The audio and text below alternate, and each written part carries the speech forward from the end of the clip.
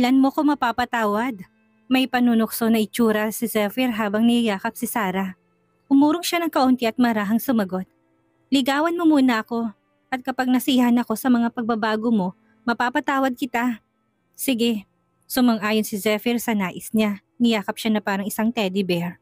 Humihingal to sa kanyang tenga at pabulong na sinabi, kapag natapos ka sa trabaho mamaya, magde-date tayo. Naguguluhan si Sarah at nangunot ang noo. Saan tayo magde-date? Manonood tayo ng sine, kakain sa labas, mamamasyal tayo. Basta yung magkasama lang tayong dalawa. Hintayin mo na lang akong matapos. Upang mapapayag siya, ito na lang ang nagawa niyang sabihin. Pumayag naman si Zephyr at binitawan na siya. Nagtatalo ng puso ni Sarah. Inaalis ang balisang pakiramdam at umupo sa upuan upang magtrabaho. Umupo si Zephyr sa harapan niya, nakangiti sa kanya, parang nagbabantay sa isang kayamanan. Hindi nakapagtataka na naramdaman niya ang pagkailang. Mula ng ikalawang hiwalayan, mas naging clingy si Zephyr. Laging nakahawak at nababahala si Sarang masyado. Hindi niya alam kung makakayanan ba niya ang mga susunod na araw. Lampas na sa 8:00 bahagyang nakakunot na ang noo ni Zephyr. Alam niya na hindi na niya maitutuloy ang ginagawa. Ayaw kasi ni Zephyr na nagtatrabaho siya ng sobra-sobra. Wala siyang magawa kung hindi ipunin ang kanyang mga gamit. Tumayo at ngumiti sa lalaki. Sige, saan tayo pupunta ngayong gabi? Malalaman mo kapag nandun na tayo. Ngumiti si Zephyr, hinawakan ng kanyang kamay. Pumasok sila sa sasakyan at ito mismong nagkabit sa kanya ng seatbelt. Umandar na ang sasakyan at dinala siya sa Ocean Park kahit gabi na.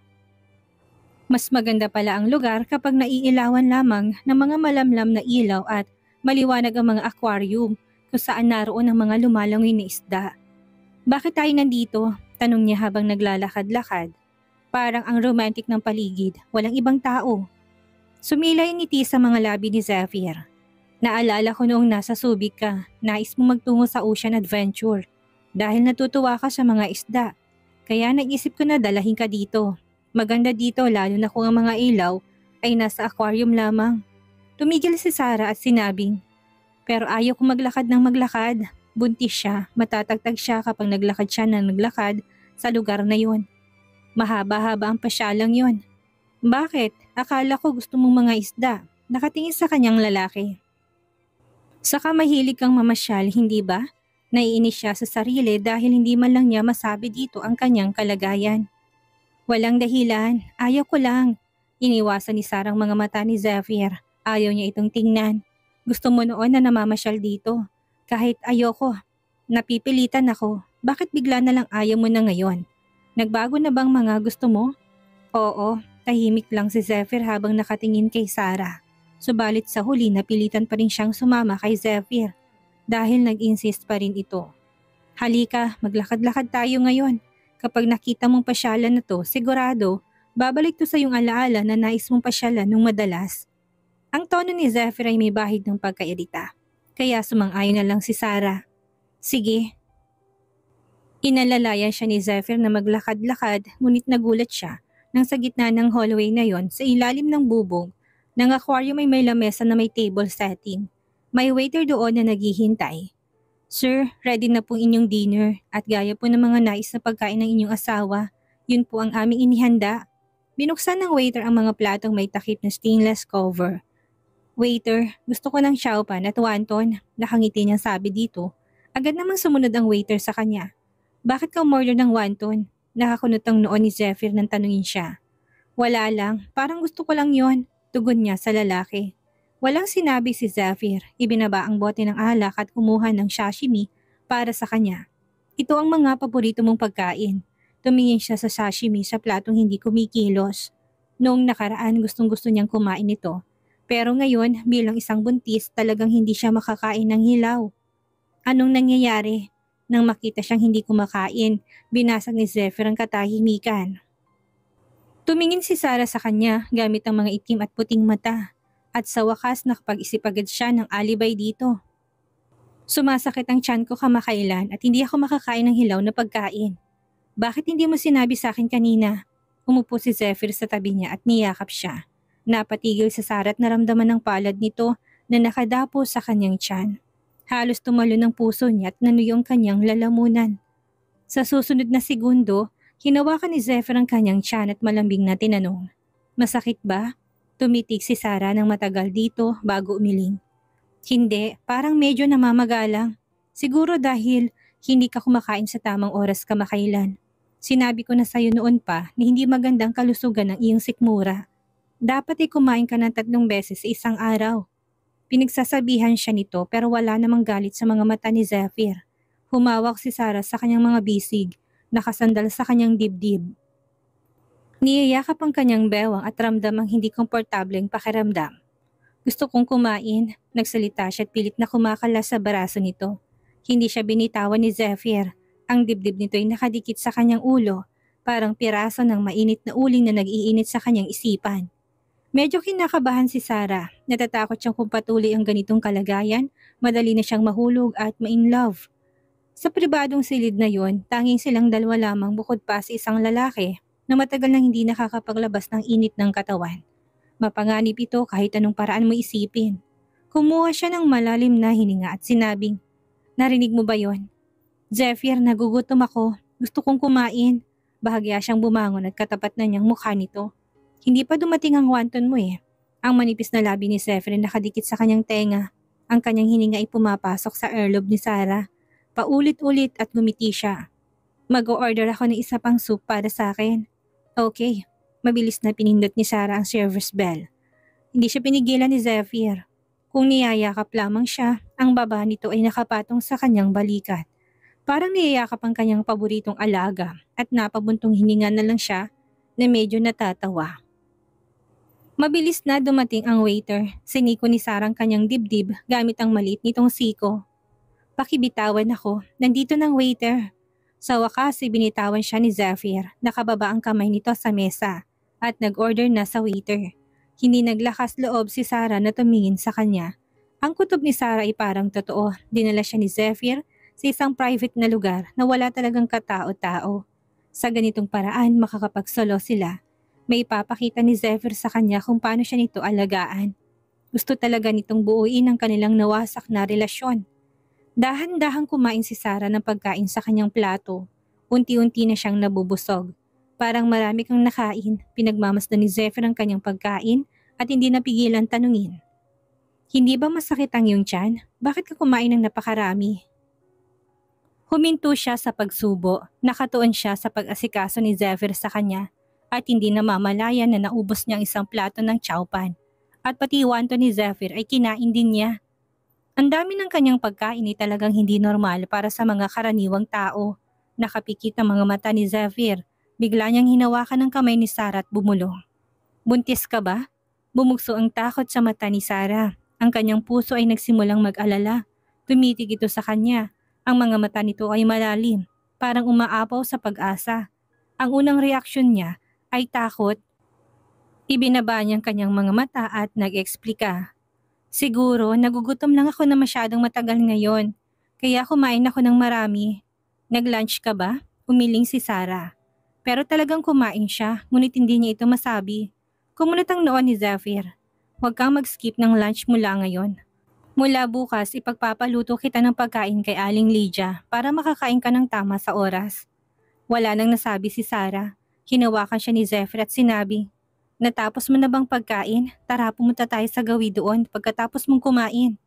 Okay, hindi na siya naglakas ng loob na tumanggi. Ang silid ni tinuro nito ay may mga penguin sa labas. Tinted yon sa labas pero silang nasa loob ay kita ng maliwanag ang mga nasa labas. Naglalaro ang mga penguin sa mga oras na yon. Nakabalabal si Sarah dahil sa lamig na dulot ng yelo sa kinalalagyan ng mga penguin. Lumabas saglit si Zephyr at pagbalik ay may dala na itong hot chocolate para sa kanila. Napakagwapo talaga ng lalaking ito. Simula pa noon hanggang ngayon, ang mamasyal na katawan nitong umaangkin sa katawan niya. Sa bawat pagninig nila hindi niya makalimutan. Matigas ang mga abs nito na kapag nilalagyan niya ng kiss mark ay talagang gumagamit siya ng mapuwersang ngipin. Lumapit si Zephyr sa kanya at nakita na naman ang namumula niyang mga mata. Bigla niyang ibinaling ang kanyang mata sa bilog na kamang naroroon. "Namumula ka na naman? Nahihiya ka na naman ba?" Tinaas nito ang kanyang baba. Ngumiti si Sarah, ngunit may konting pagkabahala. "Oo, huwag kang mahiya, asawa mo ko." Inakay siya ng lalaki paupo sa kama at magkatabi nilang pinanood ang mga penguin na naglalaro. Ang mga isda sa kanilang ulunan ay patuloy naman sa paglangoy. Kung noong una magtatalon siya sa tuwa sa paligid, hindi na maaari ngayon. Hindi na siya maaring magkaroon ng ugnayan kay Zephyr. Ayaw na niyang mahulog ulit sa patibong ng pag-ibig nito. Binalik niya ang paningin sa mga naghaharutang mga hayop at ginalang mga mata sa mga isdang lumalangoy sa paligid. Bigla niyang naramdaman ang mga kamay ni Zephyr sa kanyang balikat. Nais mo bang sumandal sa headboard para mas makita mo ng maayos ang paligid? Suwestyon nito. Malambing ang boses ng lalaki, sabalit ang apoy ng pagnanasa sa mga mata nito ay halatang halata masyado. Nataranta si Sarah, bigla't kagad na naitulak ang lalaki sabay iniwasan to. Ayokong sumandal. Masarap dito, komportable kapag nakasandal. Hindi masimas pa nito ang kanyang mapuputi at mahahabang mga hita. Kaagad siyang tumayo at lumikit sa salamin upang ihalik ng sarili doon habang pinapanood ang mga penguin na nag-slide sa niebe. Masaya ang mga itong naghahabulan. Nais niyang sumigaw at asikan si Zephyr, subalit kailangan niyang magtimpi. Hindi ito ang tamang panahon ng ganun dapat ang gawin niya.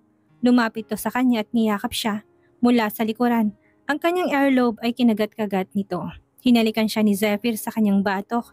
Maya-maya pa'y sinakop ng mga labi nitong kanyang mga labi. Ang paraan ng paghalik nito ay gaya pa rin ng dati. Marahas, masakit, may panggigigil. Hinawakan ni Zephyr ang kanyang batok upang mas sumiin at lumalim ang halik na yon. Hindi niya kayang tiisin ng sakit kaya pinagsusuntok niya to sa dibdib. Hindi to huminto, naramdaman niya na tila ganito to palagi. Mukhang nasisiyahan to sa mga palo niya at panununtok.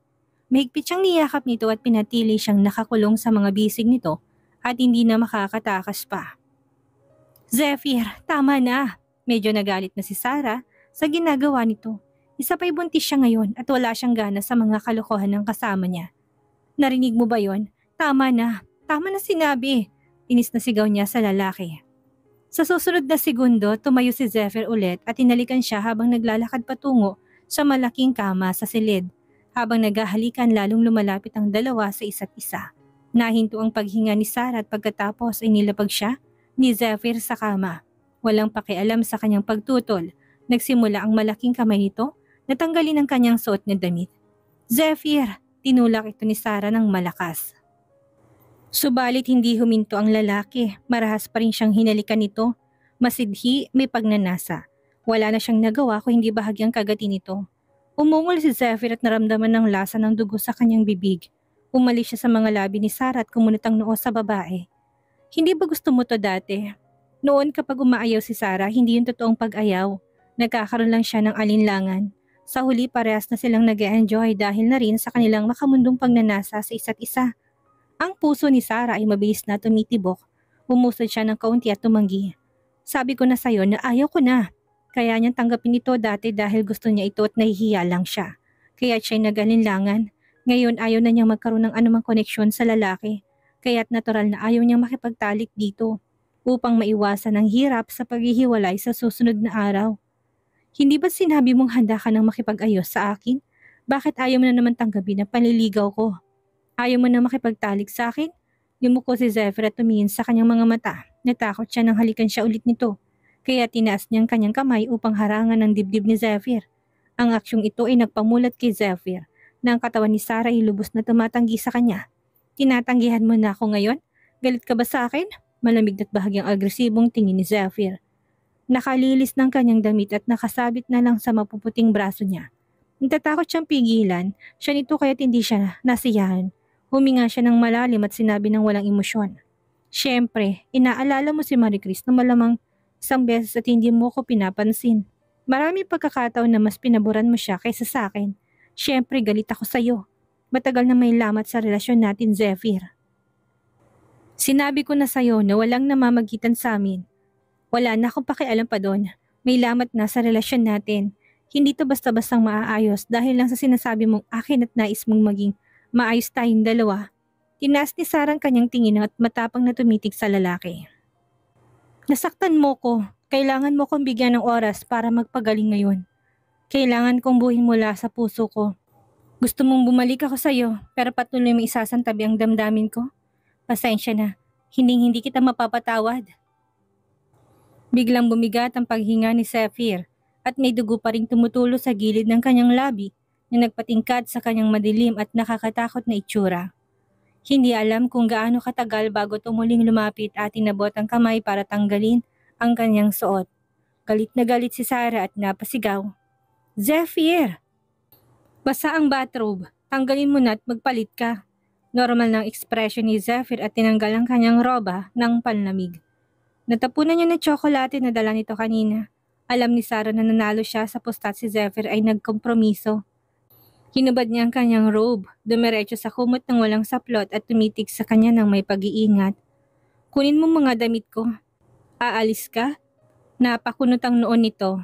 "Oo, gusto kong umuwi." Galit siya at ayaw niyang manatili sa tabi nito. Sinabi ni Zephyr, "Dito na tayo, bakit hindi ka muna magpahinga dito ngayong gabi? Wala naman akong gagawin sa'yo." "Ayoko." Putol ni Sarah bago pa ito makatapos. "Galit ako sa'yo, ayoko manatili dito." "Sige." Tila napagtanto ni Zephyr na may mali siya kaya hindi na ito namilit pa at tumalikod para kunin ang damit ng babae. Isinuot ni Sarah ang kanyang damit ng padabog. Pero hindi naiinis si Zephyr. Nakatayo lang ito at inabot ng mga damit sa kanya. Sa huli, yumukot at sinusuot sa kanyang sapatos. "Tara na," sabi ni Sarah sa kanya. "Sige." Sumagot si Zephyr na may malambing na tingin sa mga mata. Lumapit to at hinawakan ng malit na kamay niya at mahinang nakiusap. "Huwag ka nang magalit, nadala lang ako kanina." Ngumiti si Zephyr at tinaplos ang malit na mukha niya. "Akala ko gusto mo yun, kaya ko ginawa, patawad." "Hindi ko gusto." Umiwas si Sarah sa mga kamay ng lalaki at naisawakan ang kanyang mukha. Napataas ang gilid ng labi ni Zephyr. "Huwag ka nang magalit, ihahatid kita pa uwi pero wag mo na akong itulak palayo. Tanggapin mo pagiging malapit ko at maayos ang ating relasyon." Hindi siya pinansin ni Sarah. Pagdating nila sa Cavite, binuksan ni Sarah ang pinto ng kotse at bumaba nang hindi man lang lumilingon.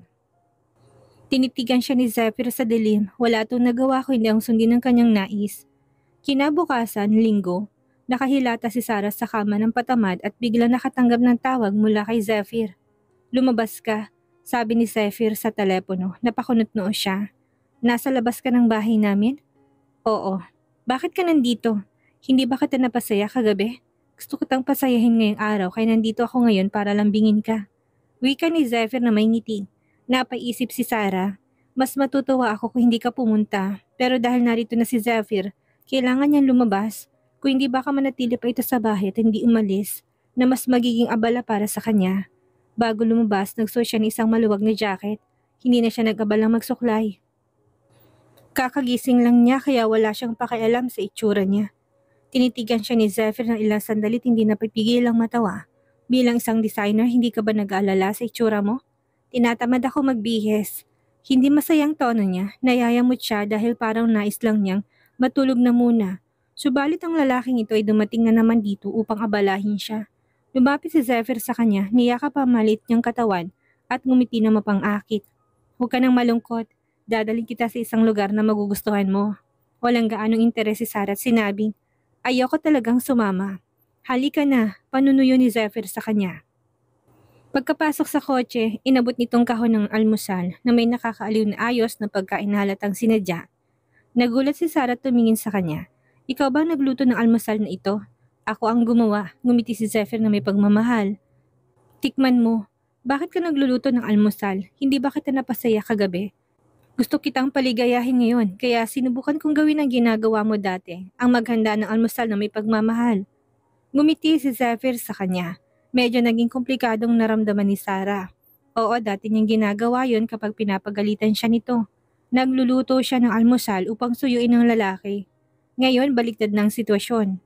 Subalit medyo naintindihan na niya ang nararamdaman ni Zephyr noon. Ganito palang pakiramdam kapag may isang taong hindi mo gusto na patuloy kang pinipilit at nilalapitan. Malamlam niyang sinabi, "Nakakairita. Ako dati, hindi ba? Bakit mo nasabi yan?" Ignoring the anger of others, staring at them coldly, and continue to grow. Hindi ba sapat yan para maging nakakainis? Tinitigan siya ni Zephyr at biglang nagsabi, "Hindi naman gaanong nakakairita." Natigilan siya, tinitigan ito sa mga mata. Nagsalita pa si Zephyr. "May pagkain sa bahay, may ilaw sa gabi, may kasama ka kapag nalulungkot ka at may tawanan sa gitna ng katahimikan. Sino bang totoong magagalit doon?" Baka noon pa, 2 taon na nakalipas, nahulog ng loob niya kay Sarah. Hindi lang niya maamin, kaya't nang dumating ang paghihiganti, siya na palagi ang matigas at walang away nagsimula na mag-alinlangan. Kalaunan huminto na siya sa pag-imbestiga. Natatakot na baka may matuklasan siyang hindi magagawang talikuran. Hindi na niya inimbestigahan ang kaganapan ng kanyang ama dahil mas mahalagang asawa niya sa kanya. Kapag ang isang tao ay nagsimulang linangin ng sarili, nahulog na siya sa kailaliman ng pag-ibig. Hindi alam ni Zephyr kung ano ang gagawin. Ang alam lang niya ay ayaw na niyang bumitaw pa. Kung mali ito, hayaan na lang itong mapanatiling mali hanggang sa huli. Natigilan din si Sarah pagkarinig sa sinabi niya. Medyo naging malungkot ang kanyang ekspresyon, gayunpaman, ayaw na niyang bumalik sa nakaraan. Kaya nanatiling malamig, walang emosyon at hindi naapektuhan ng kanyang ekspresyon. Hindi na muling nagsalita ang dalawa sa loob ng kotse. Pagkalipas ng ilang sandali, huminto ang kotse sa harap ng isang gusali.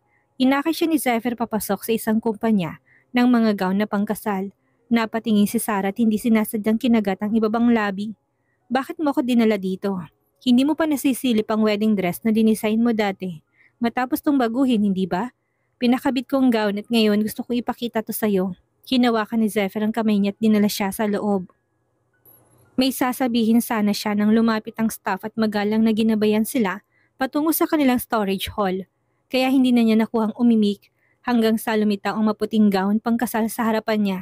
Nanatiling tila tulala si Sarah para bang hindi pa rin siya makabalik sa kanyang ulirat. Asawa ko? Tawag ni Zephyr sa kanya. Muli na naman niyang narinig ang mga katagang yon. Nagbalik siya sa wisyo at tumingin sa puting gown pangkasal sa harapan niya. Ang mahabang gown na abot sa hig ay nagpapalabas ng isang marangal at romantikong damdamin. Ito ang wedding dress na siya mismo nagdisenyo. Hindi namamalayan, lumapit siya. Inunat ang kamay at hinaplos ang gown sa kanyang ginawa. Ang gown na ito ay dinisenyo niya nung pinakamahal pa niya si Zephyr. Binuhos niya lahat ng kanyang pagsisikap dito. Isa itong serye ng mga eleganteng at romantikong damit pangkasal. Sa display stand sa tabi nito ay isang itim na suot pangkasal para sa lalaking ikakasal. Ang suit na ito ay personal niyang dinisenyo para kay Zephyr. Kasama to sa parehong serye ng wedding dress. Dati pangarap niyang isuot ang gown na ito at magpakasal kay Zephyr na pareho nilang tanggap ang isa't isa. Ano kayang gagawin ni Sarah? Ngayon patuloy sa pagsuyo sa kanya si Zephyr. Mahulog kaya si Sarah sa pag-ibig ni Zephyr? O papanindigan ang plano nila ng ama? Yan ang ating aalamin sa susunod nating kabanata.